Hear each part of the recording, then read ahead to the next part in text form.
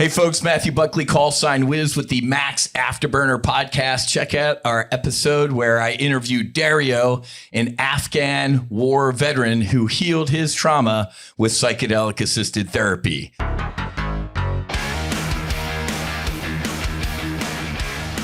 Good morning, good evening, good afternoon. Welcome aboard the MAX Afterburner podcast, sponsored, powered, brought to you by the No Fallen Heroes universe and Sacred Warrior Fellowship. And the Sacred Warrior Fellowship, man, I'm really lowering the average, our ratings today by bringing an Army aviator onto our podcast. So, Dario, welcome aboard, my brother. It's great to see you. Thank you for coming, man. Thank you for having me here.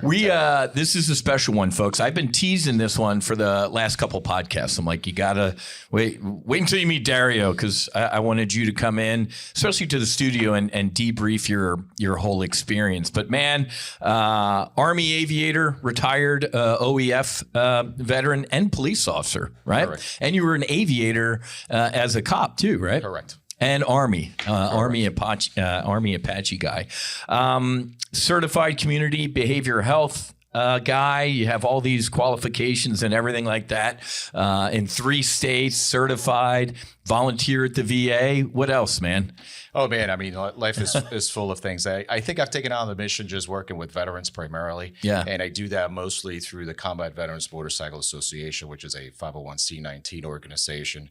And within there, you know, we take care of not only our own, but we actually go out in community, affect the community as well, and whatnot. So that's almost like a full-time job. Yeah, it sounds like it, man. And I was going to hit that at the end, but Dario and his organization gave an incredibly generous donation to the No Fallen Heroes Foundation, and they sponsored a vet for our upcoming ceremony in December. So thank you and your members for that.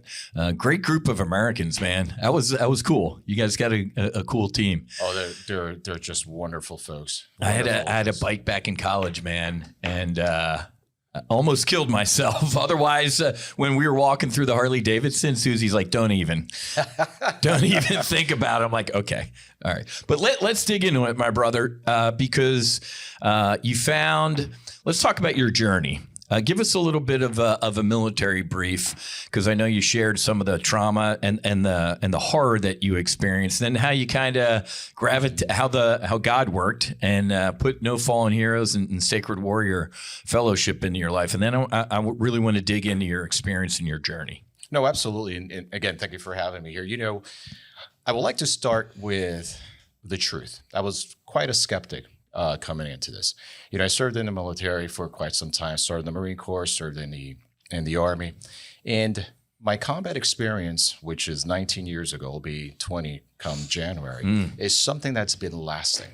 And I've been through all sorts of treatment in the VA throughout the last couple of years, the cocktails of medications. Nothing's really worked. There hasn't been a panacea, if you will, for all these ailments. So, you know, to kind of cut it short, I was dealing, you know, there's many ticks, right? Troops in contact. And I can tell you that there was a particular one that had affected me for the last 19 years. Now, 10 years into my post experience in you know, getting PTSD treatment, I was able to get some treatment that was able to help with kind of like the voice in my head that I kept hearing. Mind you, I spent times in acute psychiatric units at the VA, a total of 3 times. Wow. And nothing really kind of cured it until I worked with a really good PsyD doing CPT. And I would constantly hear this voice replaying in my head while I was in a shower. I could be doing something random. And I would hear the voice of this other Apache pilot just ask me, are you sure you want me to engage? And this is something I couldn't live with. I mean, I lived with that for a while. Through the CPT, I was able to calm that voice down, but my PTSD was not gone. Yeah. You know, there were other aspects of my combat deployment and very specific things that I kept seeing. You might call, you know, one of my experiences, you might call it fog of war, as we say. Yeah. But there was a particular incident where I dispatched an Apache after some vehicles, and the first vehicle actually was a very, very good kill, if you will. It had 2 mortar tubes. The trailing vehicle did not. It appeared it was a family. So there was a man, a woman, and their 2 children in the background. So now you can see how this starts to play. I mean, I'll be honest with you. So you ordered a strike on this convoy? I ordered a strike. Bad guys, but maybe not some bad guys mixed in. Correct. I mean, man. And this is as a result. I mean, we lost 12 Afghans right away. I mean, this was an ambush. And where the ambush came from in the direction that we broke the fire from is where these two vehicles were finally fleeting. Okay. So I dispatched the two Apaches that we had that were loitering after those vehicles. And again, you know, I'll be honest with you. Now in retrospect, I died that day. Emotionally, I became motion without emotion. I emotionally passed that day when I realized what had happened, when I was told and given the BDA assessment, hey, you know, the front vehicle is this, and the trailing vehicle was, you know, appeared to be a family, but hey, good kill. Great job. You did a great job, you know. So that littered with me for quite some time. Well done. It did. So, folks, if you're not familiar, we have a term called moral injury, right? PTSD, and we don't call, if you can, folks, going forward, drop the D. It's not PTSD, it's PTSI, technically. It's not a disorder, it's an injury.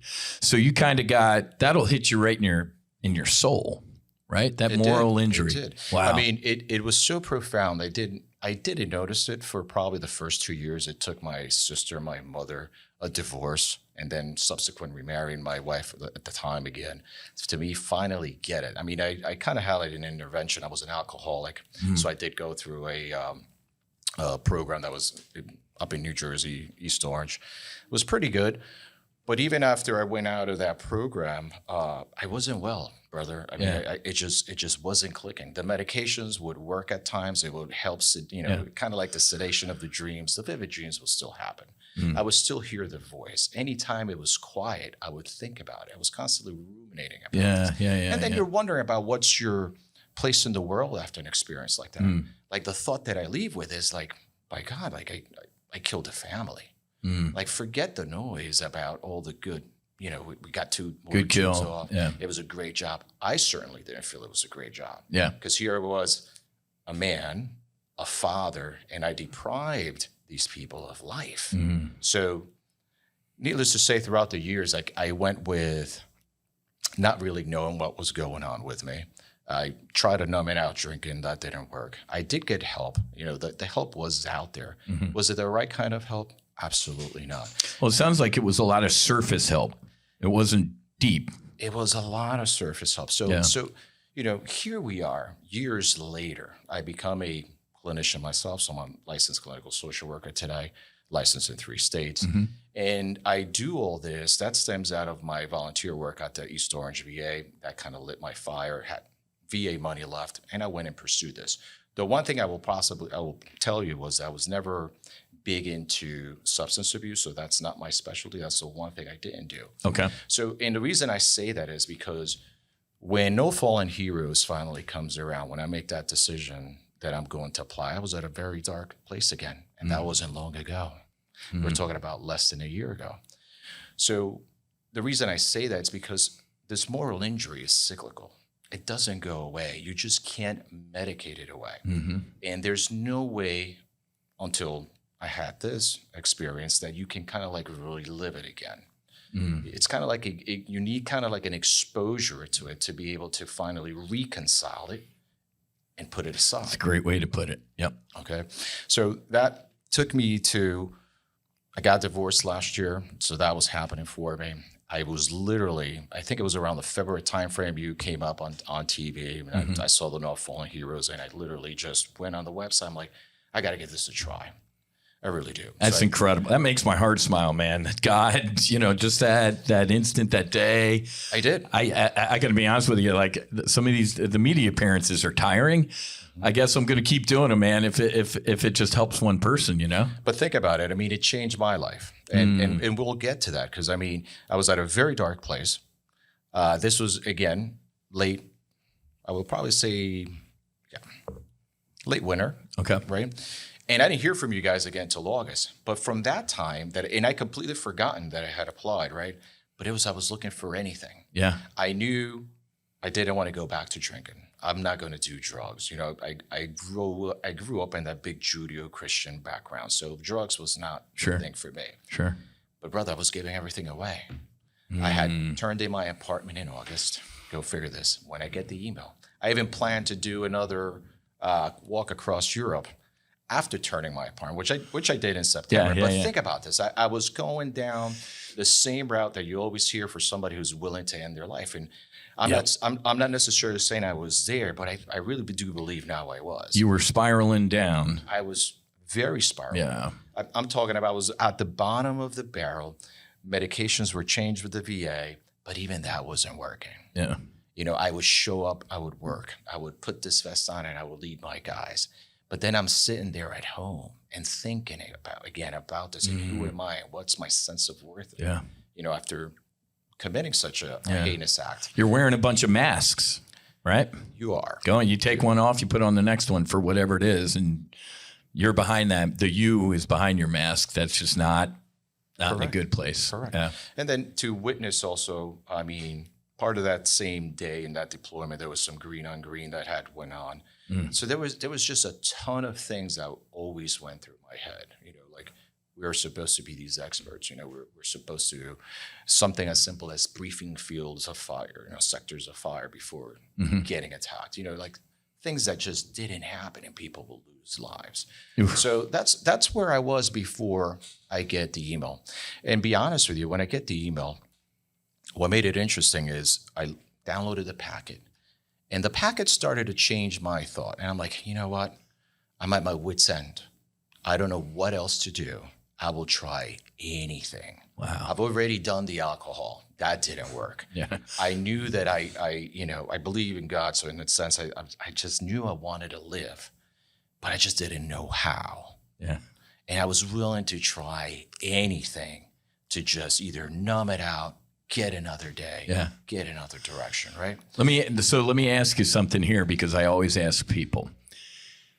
The second you agreed to do this, did anything change?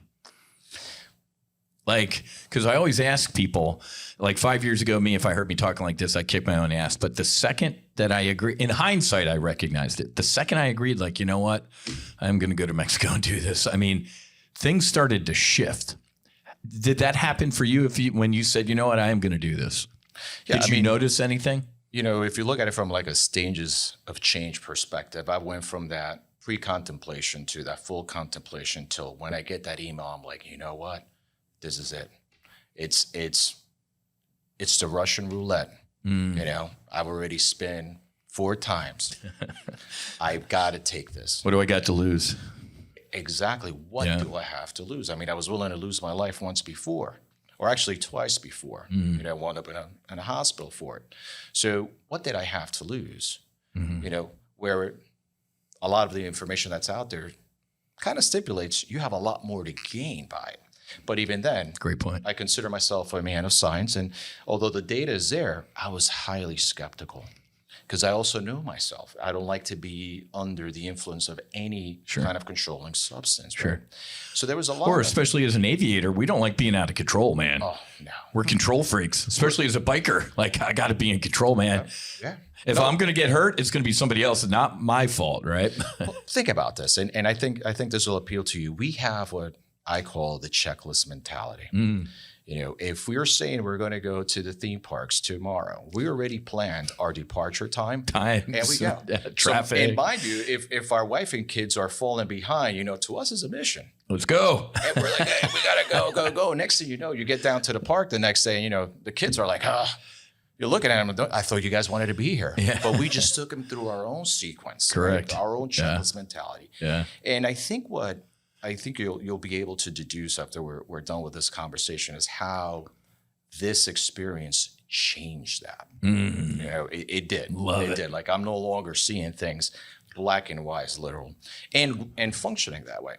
So, you know, I'll be honest with you. I was very skeptical, and I think that what No Fallen Heroes does extremely well is the set. That booklet provided me exactly what I needed to have the courage to continue. The writing exercises, like I knew, okay, this is for real. This is not something I'm just going to go and experience some whimsical feeling and hopefully feel better. Yeah. So I worked hard. I'll be honest with you. Good. Even though I didn't believe, I worked hard. I went down the settings. And the day before, when I first meet you, I think that was the icing on the cake. So we're having these conversations, and I recall you saying things like, you know what, the medicine's going to give you what it's going to, and I'm thinking to myself, what medicine are we talking about? This is not medicine. That's Dario the skeptic. You know, I get it. And I have to be honest with you, because I want people to know that. I mean, that was who I was. And then I remember you saying something. There's two more things you said that stood out to me. Wait till you're on the other side. Mm-hmm. And then you mentioned how sometimes you can have some kind of locus of control. And that stood with me. And that eased me a bit. So when we go actually the next day into this, and I'm in there, I fought it. Yeah. So I'm one of those percentage of guys that fought it. I had anxiety going into it. Thank God the person. Well, you know what? Let's back up, because this is funny. Susan and I were talking about this last night. Tell us about getting to the retreat location and what happened. Right?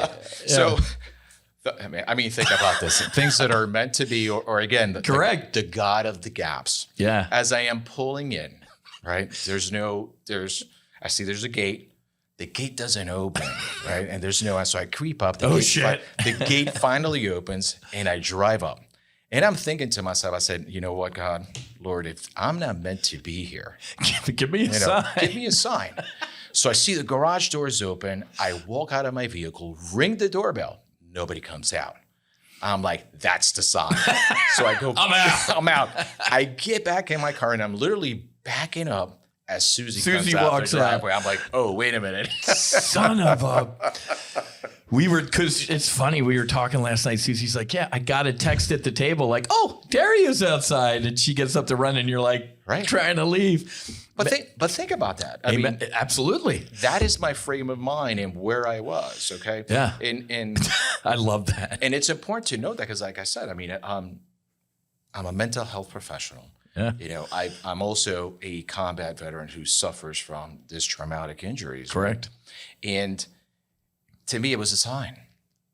So the sign wasn't to back up. The sign was to just go with the flow. Press forward. Yeah. And press forward. And that's what happened.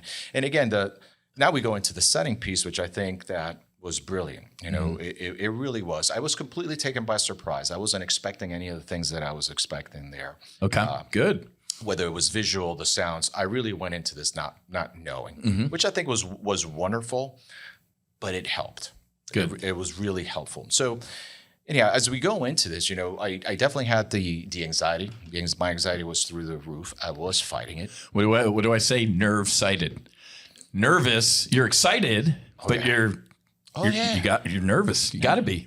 So, and at one point, I sit up, do some breathing exercises. Teresa was an excellent coach who led the ceremony. She helped me through that, which was helpful. Yeah. So I'm sitting up. I have my eyes closed, but I didn't put my. Well, you know what? Let's back up. Give everybody a kind of a full ceremony brief. Okay. Like, did you not enjoy, it's a bad word, like the hape or the sananga? And then talk us through the initial onset of the psilocybin sacrament. Absolutely. Because a lot of people have questions like, what instead of jumping in the middle of the journey, give them the absolutely crawl, walk, run. And the disclaimer would be, again, I did not know what I was in for. Sure. This was strictly psilocybin. So when we start the journey, I was kind of taken aback. But again, the setting was it was beautiful. It's beautiful. It just very nice container. Yeah. I felt at peace. I felt supported, not only with all of you holding space, but even with the other members that were there and going to partake. Team. So it was definitely a team. It was a family. Yeah. That's what it felt like. So when the ceremony starts, we start with. How about real quick the fire ceremony? I know it technically wasn't a ceremony, but I said, hey, write these 5 things down on a piece of paper that you want to get rid of. Yes. But fire is not only it's a destroyer. It creates room for life. And then the 5 things you want to bring in. Did you do that? I did. I'm glad you actually mentioned that, because I did burn it afterwards. I burned it afterwards. Oh, amen. Okay. And we'll get into that, because actually out of those things that I brought in, I kind of saw it was a rebirth after that. Mm-hmm. So one of those things it held true to today. So, and we'll get into that. Awesome. But the fire ceremony, I mean, that setting, I'm glad you mentioned that because I had not been in the room just yet. So from going to the fire ceremony to where we actually held the actual ceremony was just phenomenal. I mean, the whole grounds were beautiful. Let's say that. I mean, the setting was great. Yeah. And that's important in this work. It's not in a clinical room at a VA hospital or Johns Hopkins with two dudes with clipboards and a beaker. There's something to be said, a lot to be said for set and setting. I was actually at Harvard Law School talking about this with a Johns Hopkins guy, and I'm like, are you guys doing a study of veterans and group healing? I mean, you giving them 4 grams of psilocybin as they're lying on a couch at Johns Hopkins. He's like, you know what? That's a good point. I'm like, there's power in the healing of these guys, you 5 guys that had shared experiences, different, Marine or this or different stuff. But he's like, wow, that's interesting. So the set is just, the setting is so critical. And I'm glad it's helping. No, and I think that's where definitely No Fallen Heroes does it right. The setting was very supportive. Awesome. And I think as you go into the medicine, if you will, if you're already aware of that setting, you feel comfortable in that setting, as you're going through your journey, that's your grounding. Because there are things it's home. And you'll be reminded that you're at that setting. I'm okay. Yeah, exactly. And you kind of like go back to that. So that's phenomenal. So as we start the ceremony, from the fire ceremony going in, I can tell you that the Hape, never heard of it before that day. But again, I was there. I was willing to do whatever we had. In for penny, in for pound. Correct. So when we go through the Hape piece and I go back to my mat, I think it was maybe within 2 minutes, my body completely eased. I felt literally a boot get off my solar plex. Wow. My anxiety, my physical anxiety was completely gone. I was like, oh my goodness, what is this that I'm experiencing? Yeah. I mean, completely This gone. is going to make Teresa's heart smile because that's the mission objective of the Hape. It's literally to ground you. And if that happened, mission accomplished. I mean, think about this. If you're having the only thing I can equate it out with my experience is if you're having a panic attack and you take Hape, it's gone. Wow. It's gone. That's good to know. I mean, the physical element of it, it's just gone. So that was very, very surreal. Good. Then we took the cocoa with the, I think it was a rhubarb that was in it. So that was the cacao. The cacao. The heart opener. The heart opener. So that was also very interesting. Delicious, by the way. Yeah, it's good. It was very good. And then the Sananga piece, I was like, I've never heard of these things. So I'm trying to make a mental note as we're going, right? Because you're still clinical and checklist. Right, and I'm going down my checklist, right? I'm like, okay, I got to remember this. I got to know what I'm getting into. I'm over here. So the Sananga piece, then we take the mushrooms, we take these sacraments, and that was very interesting. I can tell you that from the time it touches my palate, my thinking started to change. And there was like this feeling almost of surrendering to earth, if you will. And then the journey starts. So a couple of minutes after that, I have to lay down again. That's when my own anxiety starts because we got veiled. And I'm like, I don't like not being in control. Yeah. I don't like being veiled. And I start ruminating. How about if this goes really bad for me? Oh, man. So I'm in my own head. Yeah. So the medicine's already working because I didn't. Unbeknownst to me, I am in the catacombs of my mind. Right. So I unveil. I sit up. We go through this. Teresa's right? close air support. And at one point, I just close my eyes. I don't know how many minutes elapsed, but when I open them, I start to see kind of like light figures. I'm like, okay, it's on now. And I remember you saying, hey, it might be a light show. Yeah. So at that point, I'm like, this is on. Let me veil. Just goggle up. And I go on. So I'm also the same way I expressed that. I experienced that anxiety. I also immediately went into this complete mystical place. And that mystical place was so peaceful, but it was very unique because I saw things that I had never seen. I've studied Greek mythology and things like that, but these are things that are so far out that I never saw. I saw these great, beautiful eyes, like hundreds of eyes in this being, and they were perfectly synchronized, but they were beautiful eyes. And this comes into play later on. Wow. So I go through that. I go through a point where when I finally start to accept it and calm down, it's like I feel like I died. How do I know? Because at peace, this is where the setting comes in. So there was kind of like ocean sounds playing in the background, Zoya, along with the music. Yeah, Zoya was. That was my grounding piece. Wow, she's going to love to hear that. Yeah. I emerge out of the waters, right? And I feel myself literally laying horizontally. I can see every single grain of sand. I can hear the ocean on my back. And I'm looking to a clear blue sky as I'm laying down. But it was beautiful. And I'm like, wow, if this is what I got to look forward, I am no longer afraid. Wow. And the fear was just gone. The fear was gone. And then I go in through other aspects of my life. And I think the most important piece is something you had mentioned again the day before. You said at one point you were in control.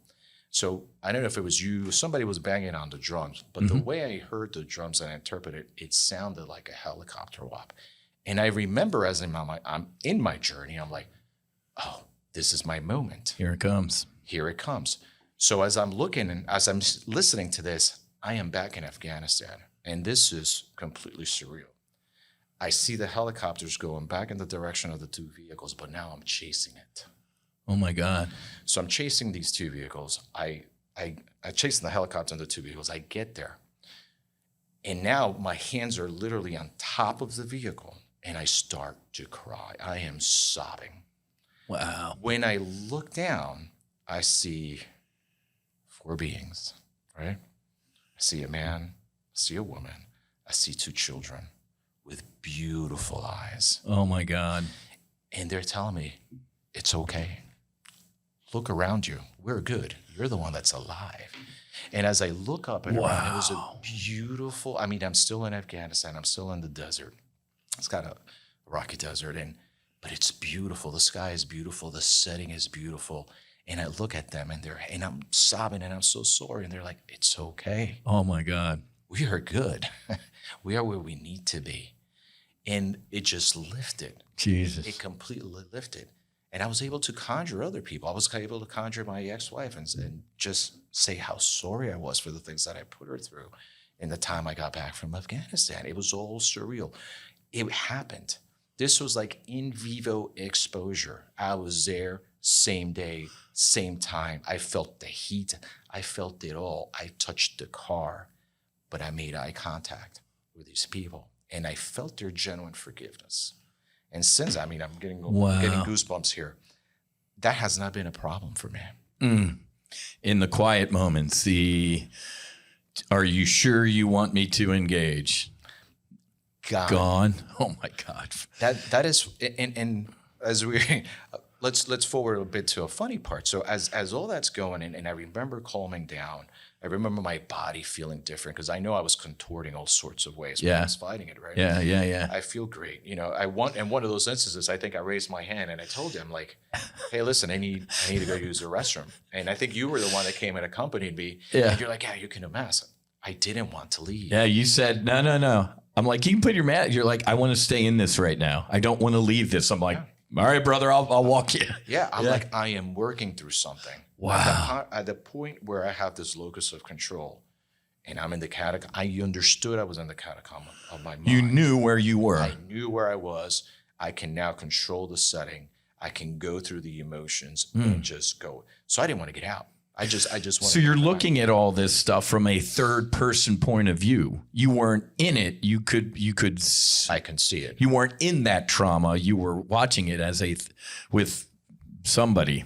Correct. And this is when you kind of like bring, because you can't explain it, kind of like that, going back to the God of the gaps, right? Yeah. I don't know if I controlled the narrative or if it was the medicine. That's the part that's still, which is a great thing to kind of think about, Amen. So far out, because it gives you something to constantly ruminate about, which is a positive thing. But that, if I control the narrative, then I did a great job. If it's the medicine, then it did a great job. It did a great, whatever it was. The thing is, I think it's both, brother. I think it's both. You said you did some good pre-flight prep. I did. So you were already in the headspace. You had your intentions, you had your questions, and you were armed. And then I tell people the sacrament goes in and it inventories, man. When I did Ibogaine, I was buzzing for, a while, and I put my eye shades up. I'm like, are my hands? I'm not buzzed. It was a frequency. The medicine was going in there and doing an inventory and kind of tuning me in. And once I got where it needed to be, the journey started, kind of like yours. So I think it was both. It had to be both. And I think the reason I appreciate you having me here, because I want people to really know I am a skeptic. I was rather. I was a skeptic. Yes. I have this big Judeo-Christian background, and to me, seeing this even as a medicine and also law enforcement background, this is a class 1 drug. Like, how can this really help?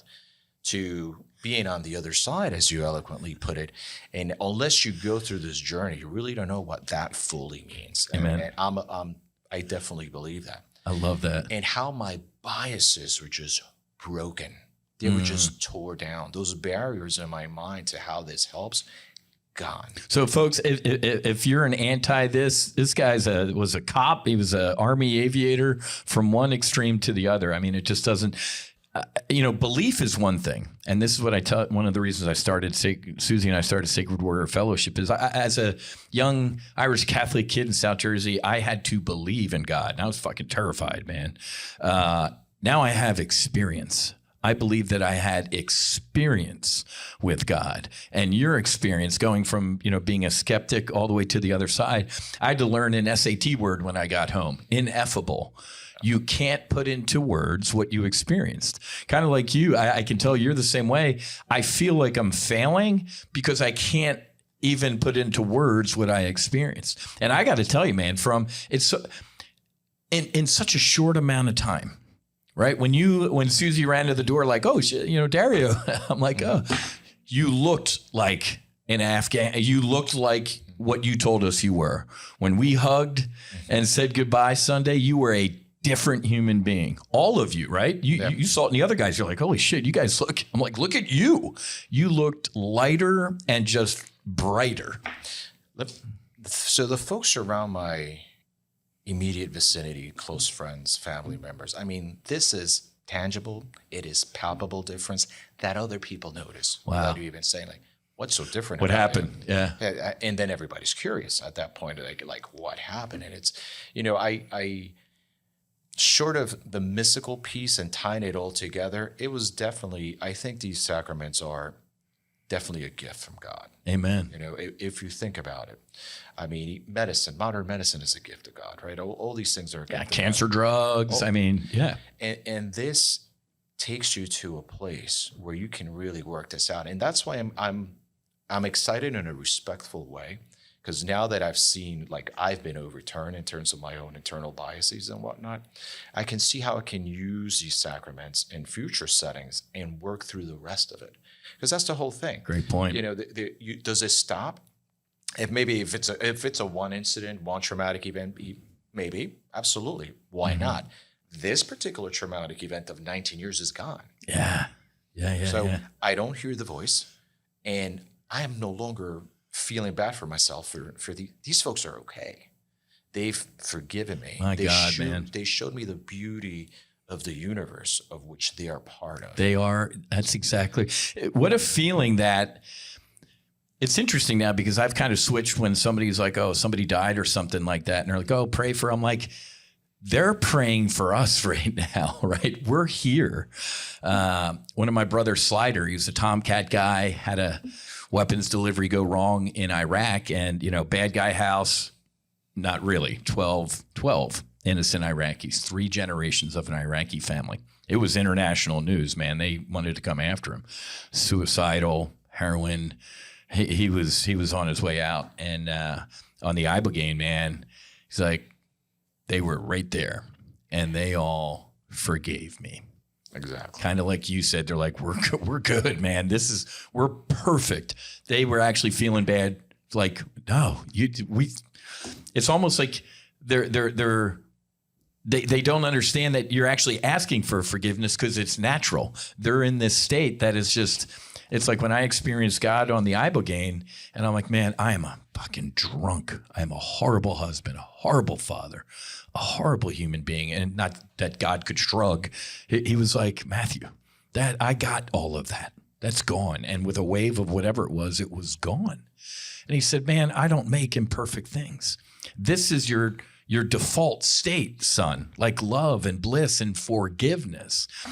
There's a great book called A Course in Miracles. It's like forgiveness is an unknown concept in heaven because there's no need for it. It's the natural default state.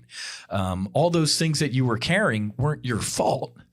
Right. And the sacraments, like, man, we got this. So that's just so incredible to be able to see, 19 years later, those people forgive you. It's just, I will dare go a little bit beyond that. It was not only feeling that I felt the genuine forgiveness, but I got to witness. Wow. In whatever this realm is, wherever we were, whatever that part of Afghanistan, in that realm that we were occupying, it was peaceful. It was beautiful. It was everything. Wow. I mean, there's no words that can really encapsulate the feeling and what you experience when you're in the medicine. Correct. And you're working through these traumas, if you will. But I didn't feel the trauma there. Mm-hmm. I mean, I went in there sobbing, and it was literally, it's not even a Band-Aid. It's true healing. I walked out of there smiling. I don't know if you remember when we closed the ceremony, folks went out I didn't want to go eat. Yeah. I couldn't believe what I had witnessed. Yeah. You were born again, my brother. You sat Literally. out at the fire, and with you look like a Cheshire cat, man. You had the biggest smile on your face. I'll be honest with you. I was worried about you. I'm like, when I saw you the night before, I'm like, he's carrying a lot. I was a little worried, but I'm not. Every time I see guys carrying a Santa Claus bag full of horror, I know what's going to happen. But you were definitely on my radar, man. I'm like, please, I was praying for you, man. I was sending, especially at the beginning when Teresa went over to give you some close air support. I'm like, oh shit, man.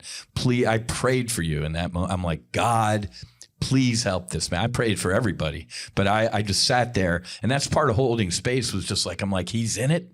I know he's going to get what he needs, but I still got my ego in here somewhere. I'm like, oh man, please help him. And it was just so cool seeing. You're right, but when we were all kind of towards the middle, closing out the ceremony, you were just lying there with a shit-eating grin on your face. I'm like, perfect, because you were one of my worried ones on that one. I'm like, oh boy, that's all I need. No, and I tell you, I mean, it was so surreal coming out of it. I didn't want to come out. So initially, I have this bit of resistance. Then I don't even want to call it surrender because it just worked, right? Yeah. You don't have a choice. You can only fight it so much till you're like, all right, fuck it. Right. I gotta let go. It's almost like being in combat. It's like, I'm here. Let's do this. It is what it is. And you kind of like dive in. And at one point, if you're fortunate enough, you get this locus of control to be able to conjure. I mean, that when I look at it from a clinical perspective, to be able to conjure these things and then work through whatever narrative you have in your head and your heart, however you believe you hold this, was just so profound. Well, I think that's what part of my brief was. I'm like, you're probably going to be Goose for a little bit, sitting in the trunk. Correct. And then you're going to be able to grab the stick. So that's probably what stuck with you. That's exactly what you said. All right. Before. I'm going to, now I got this for a little bit. Yeah. And it was really profound. And it was lasting. I mean, I spent the next couple of days, going back through the booklet and going, okay, so what was I able to do out of these 5 things I wanted? I held on to one. When you said right by the fire, I can tell you that out of all the things I put in there, this importance of being a family man, what that did to me, seeing that family perished. And now I see all the time wasted. I mean, it's 19 years of my life, I can tell you that when I first got back to the U.S., even with my oldest son, I wasn't able to cradle him because when I did that, I thought of those kids. Oh, man. And it was tough because I knew I loved my sons. I did. Yeah. But how can I even deserve? I mean, you work through these things, right? Yeah. And how that shaped my life for years after. Yeah. And then having this experience gone. I mean, I'm still whimsical about it, if you will. Because you're still integrating. Yeah. I mean, it's gone. So imagine if I can go back, right? Imagine if we can go and revisit these things and go back and work through every single event. Imagine the impact on that. So I went from skeptic to believer to now wishing everybody. I wish all my combat veterans can go through this. Dario, my brother, you just nailed it. I wrote down the word apostle on my integration day. I didn't know what it meant. Like, here I am years later.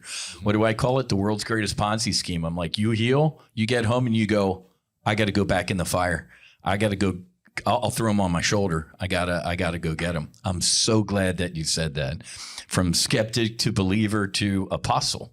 To telling people. I mean, I remember you telling on Sunday, when you look like a new human being, you're like, I got a lot of guys in my squadron, man, in my chapter who could use this, especially those grizzled tough guys. And you're leading with your heart and your truth, brother. I'm so proud of you.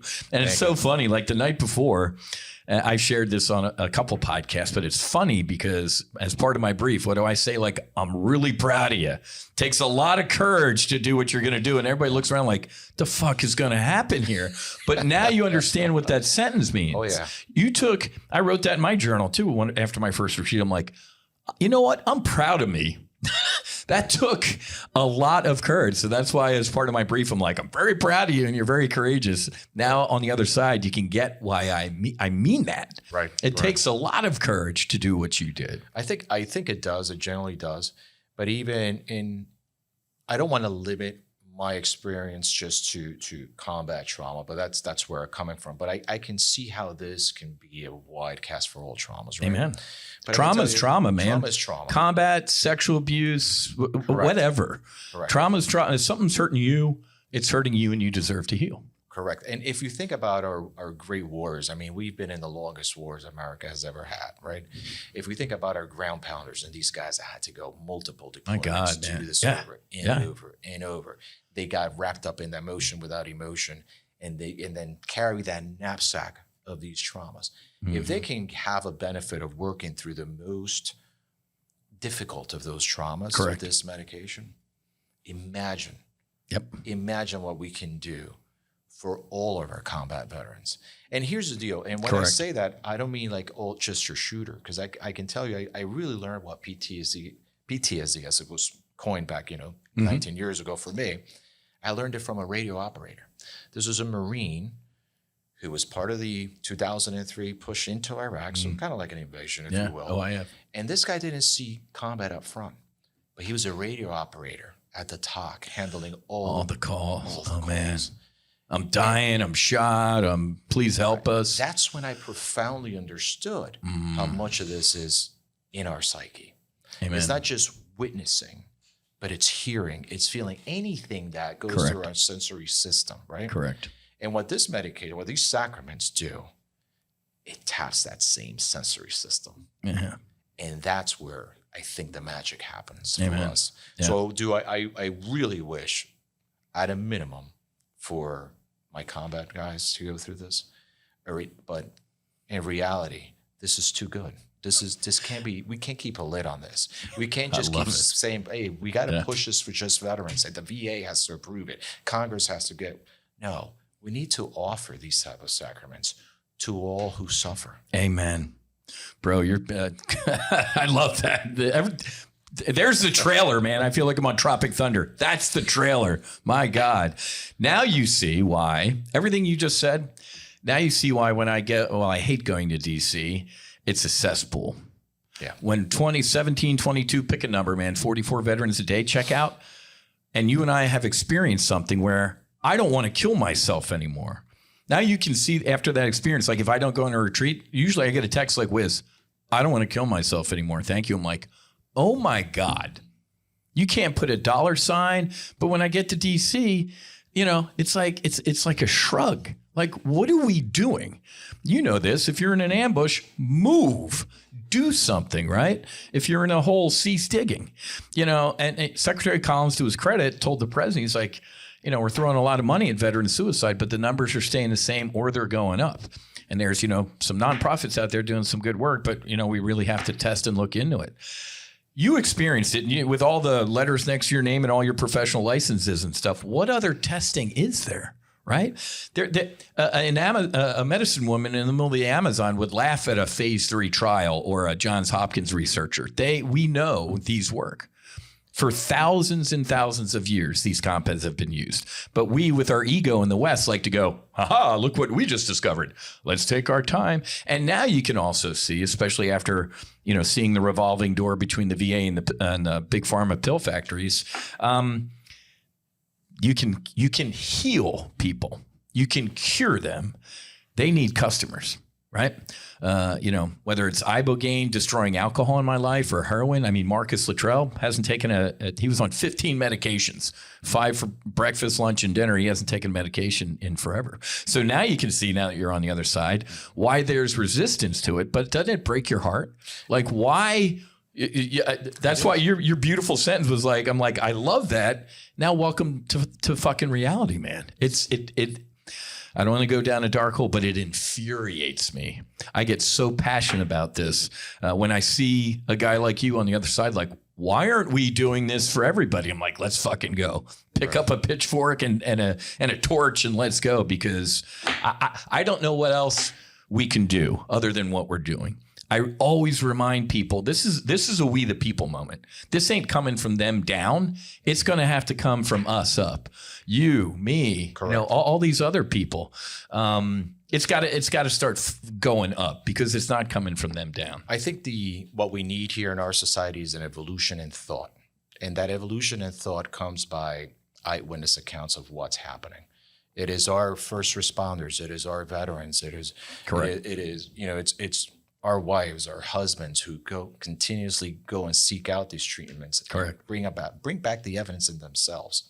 Yes. Academia's been doing a great job, but if you look at it, there's a lot of good empirical evidence showing, but there's no longitudinal studies. Meanwhile, this thing has been studied since the 60s, right? Exactly. But there's been no prolonged longitudinal studies. So I think academia can help that a bit.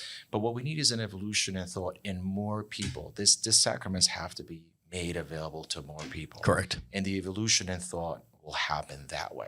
Because I think that's my personal opinion. Yeah. I think that's what needs to happen. You know what's good? I mean, you and I obviously don't think too much of each other, but if mom and pop walking down the street go, these guys are veterans and they did this and it saved and changed their life, maybe there's something to it. Because as you know, veterans, if some hippie 5 years with mala beats and a drug rug told me to do this, I would have, laughed and walked in the other direction. The fact that a vet came to me and said that, probably when you saw me on whatever it was, CNN talking about this, you're like, well, dude, guy's a vet and an aviator. We do things because other veterans vouch for it, right? 100%. Exactly. I'm glad you asked that question, because had this been just a regular civilian outfit for me, I wouldn't know. But remember that the good thing about what we do right here in America is that for our men and women in uniform, we always tell them, we make mission, we leave no man behind. So in my psyche, I'm like, hey, you know what? This is a naval aviator. I know he's got this. If something happens, he's got my back. Yeah, exactly. And I had no problem going in. Yeah. But notice, I would have never done that. It had been offered through a civilian. Exactly. I wouldn't trust it. That's the only reason I've never gone to Costa Rica or Mexico or Peru. Yeah. Mind you, I've been in Peru, but I've never actually pondered. And I've actually lived with a Quechuan family for 2 weeks up in the Andean Mountains, rather. Mm-hmm. Anyhow, I wouldn't have done it. Yeah. But the fact that there was another veteran who says, hey, this works, to me, that is lead the way. Amen. So that's what I saw in you. That's good to know. And hearing your experience the night before, again, it was very profound. And I think we need to share this more. Amen. Oh, man. I love that. Bro, if give somebody your checklist. If this is, as you know, I like to say, if this ain't calling to you, it ain't. If it is, it is.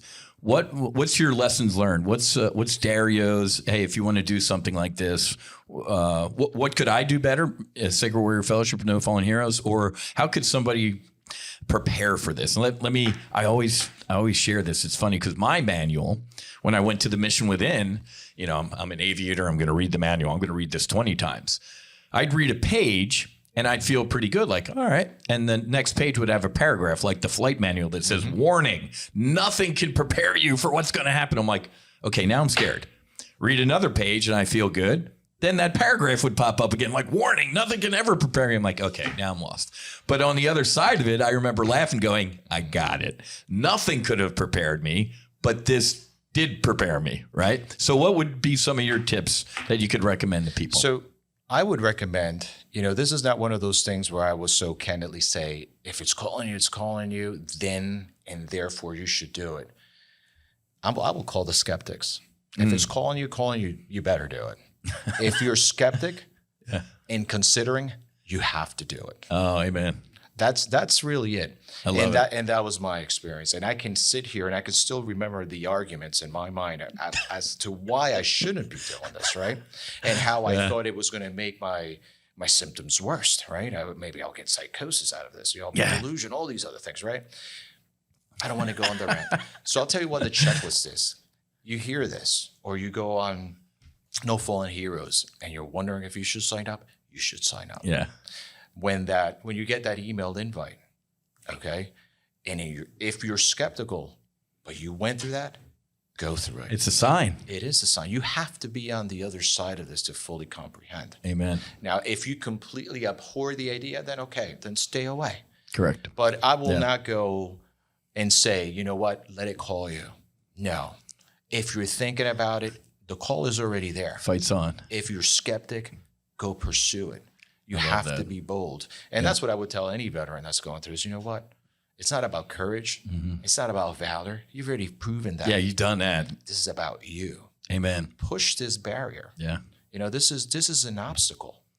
You've already done many of obstacles, whether it was in basic training, whether it was in an academy, whether it was going through selection. Correct. All these guys, you've pushed through barriers. This is just one more barrier. Yeah. What do we say? You've survived every one of your worst days. So if you're a little, have a little trepidation about this, guess what? You survived all your worst days. This, in my opinion, and it sounds like your experience was one of the best days of my life. I love the fact people are probably thinking this is a weird statement when you said I died. I love that because that's part of that journey. You were on a hero's journey. You had to have in your journey a dark night. You had to die to be reborn. Before we jumped on the air, I was telling Dario the last retreat I held space on, just took a little facilitator dose to tune in. I was down. I purged for 3 hours straight. And Teresa and Zoya and Kat and Susie were like, you were the Secret Service agent of that group. All their energy was being channeled through you. We could see it. I'm like, oh my God. They're like, you sucked all that up. I'm like, oh my God. I'm like, yay? Yeah. I was not ready for that, but it's just so incredibly powerful.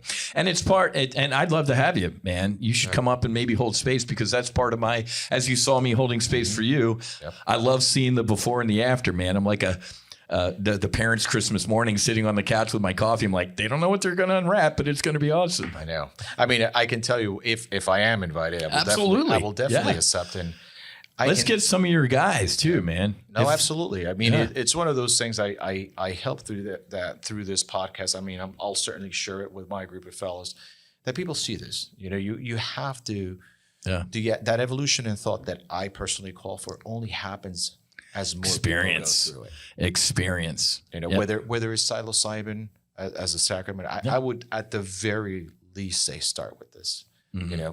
If you're bold enough or you need a higher level of care, such as the ibogaine, we can talk about that as well. Exactly. But go through it. Yeah. Do the journey. Ibogaine's getting a lot of attention right now. Obviously, the documentary in Waves and War on Netflix and Rogan and New York Times. Ibogaine's, the shiny red ball right now. But folks, you don't need to go to Mexico. You don't. And Dario, 4.5 years ago, it was $3,500 to do ibogaine. That same clinic is $10,000. Yeah. They're price gouging. So, folks, as psilocybin can give you equal, if not more. I hate being a comparer of sacraments, but you don't have to necessarily chase the shiny red ball that's popular right now. I mean, you guys did some incredibly deep healing with psilocybin, so it's a very powerful sacrament. Oh, absolutely. I mean, be honest with you, I don't have the experience as you would with the ibogaine, but I can tell you, looking at it from my worldview and being a clinician for so many years, I can see the clinical utility of psilocybin. Absolutely. Good. You know, I can really see it. You know, how do we get there is another story. Yeah. But we are at the start. You know, we're running now. You know, we're starting to run rather. So there is a clinical utility to this. I think that we need to throw more people into the experience. We need to advocate more legally. We need to maybe make it a class 4 as opposed to, you know, being a class 1. I mean, it's why not? Yeah, exactly. We've done it with marijuana, see where that works. There's no residual that's lasting with psilocybin. If anything, it's the neuroplasticity. Think about There is lasting things, but it's positive. Correct. There's nothing that's addictive. There's no addictive compounds in these. So it's not like you're going to say, hey, you know what? I need a hit of this. I did a microdose to tune in to the last retreat, and I was out for 3 hours, man. It's not, as you saw, this ain't recreational. No. That was not fun. And it's not like you're like, hey, man, I want to do that again next week. It's like, let me integrate a little bit. And if it calls to me again someday, I'll do it again. But it's funny because people are like, oh, I'm like, you don't want to do that all the time. I don't think I ever want to do ibogaine against in my life. It can be one and done. Correct. A lot of veterans are one and done with this stuff. Like, man, I got my ass kicked, but that's what I needed, you know? Well, and this is what I'm glad you mentioned that, because if anything, I want to stress this. For instance, take my experience, and there's a lot of other combat experience that we didn't discuss here, today. But if you take that one that's been plaguing me for so many years, right? 19 years of this. Jesus. And it's gone. It's gone. It doesn't bother me. Wow. I don't even like to use the word it's reconciled, because to me that's too minute. Yeah, for my it's still there. I can think about it. Yeah. But it doesn't bother me. Yeah, you're not in it. You can look at it. Wow. So that's why in due time, will I do this again? Absolutely, because there's more I need to work through. There's always more layers. Yeah, there's more layers I will. Correct. But the most salient one, the one that held me in captivity for 19 years. Wow. Gone. That's just I don't know. Words can't describe that. Okay. And I would want that experience for all. I love that. All who need it.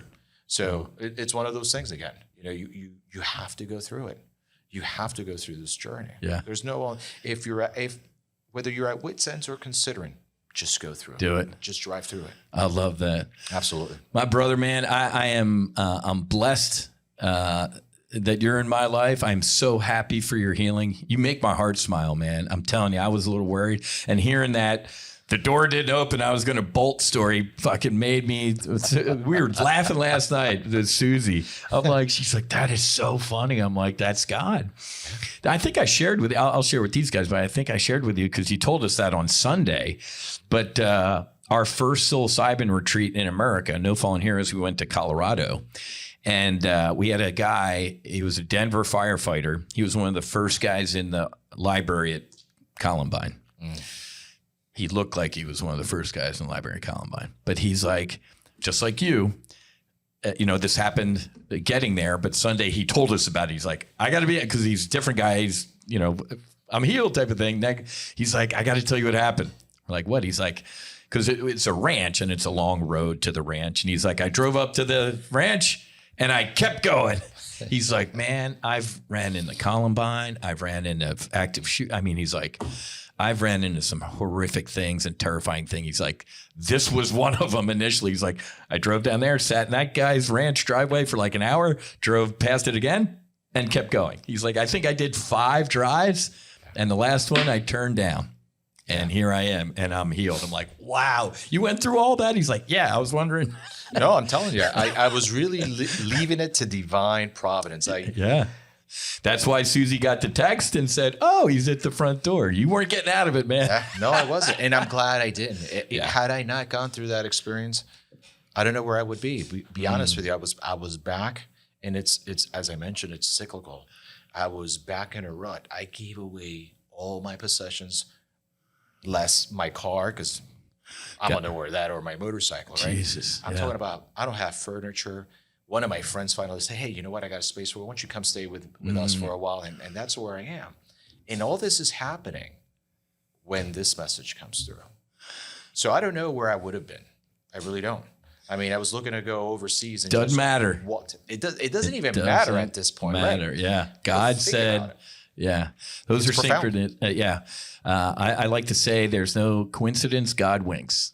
That was Absolutely. God just winks, smiles at you, and winks every once in a while. Absolutely. Everything happens exactly when it's supposed to happen and how. So, Exactly. man, I'm so happy for you, my brother. No, thank you. I love you, man. I and love we you do. too, We brother. want you to come up and hold space on a retreat. I think you'd be fantastic. And it's good to have a little bit more masculine energy to balance out all the ladies. I'm like, man, there's a lot of dudes here. But folks, say thank you to Dario, the combat veteran and combat motorcycle veterans. So yeah, so we're the Combat Veterans Motorcycle Association, CVMA. CVMA. Yeah. Check out, what's the website? You guys got a website or anything? Yes, we do. Is at combatvet.us. That is our national website. So we're in every single state. We do a lot of for the community as well as far as ourselves. Our origins are just a group of combat vets that like to ride motorcycles as a hobby. And then, our kind of like ancillary mission is in our tradition of vets helping vets. We extend that help outside of our organization. I love that. As we said at the beginning of the podcast, they made an incredible donation to us. Thank your brothers and your sisters for us again, and the Barracks Legend as well. They're putting the ladder down to help other veterans heal, man. One team, one fight. So absolutely. God bless you, my brother. Thanks for coming. And thank you for having me here. You bet, man. I love you. All right, folks, have a great rest of your day. Fights on. Namaste and Basi. Whiz and Dario out.